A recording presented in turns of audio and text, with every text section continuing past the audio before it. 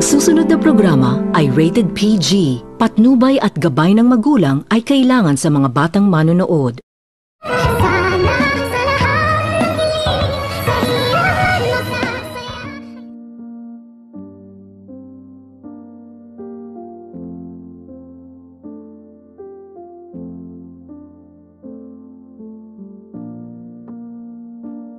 Pagkatapos nitong maalala ni Dr. Tanyag ang mga nangyayari sa kanyang buhay sa kadahilanan na agad naman din nitong sinabi ni Dr. Tanyag kay Lynette, ngunit hindi na nito natapos pa na sabihin ni Dr. Tanyag ang kanyang mga naaalala dahil bigla na lamang itong nahimatay si Dr. Tanyag at hindi na nito nakayanan na maraming dugo ang nabawas nito.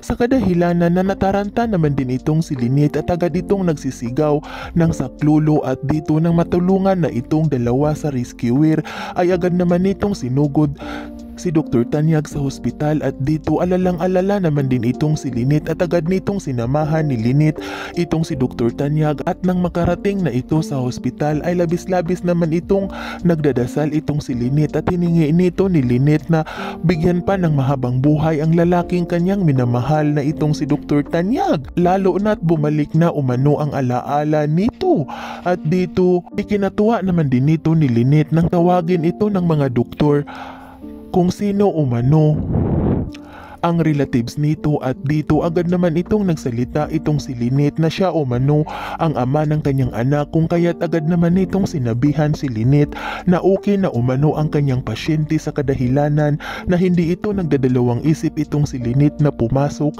sa room ni Dr. Tanyag at dito nang makapasok na itong si Lynette ay hindi nito manapigilan ni Lynette ang kanyang sarili na lumuluha ang kanyang mga mata habang pinagmamasdan nito ni Lynette itong si Dr. Tanyag at kinausap nito ni Lynette na sana tuluyan na umano itong gumaling.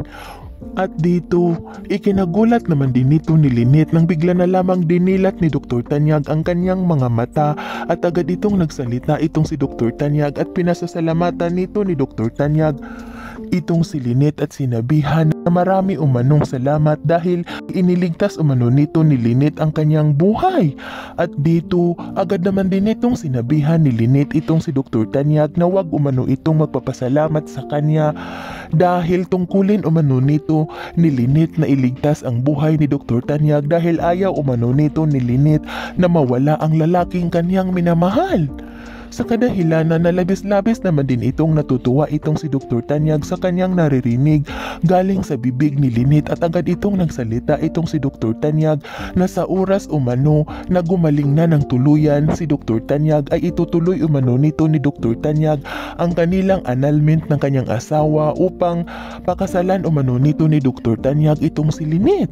Yan ay ating aabangan sa susunod pang pangyayari sa kaganapang ito ng abot kamay na pangarap. Huwag mong kalimutang isubscribe at i-hit ang notification bell ng aking channel.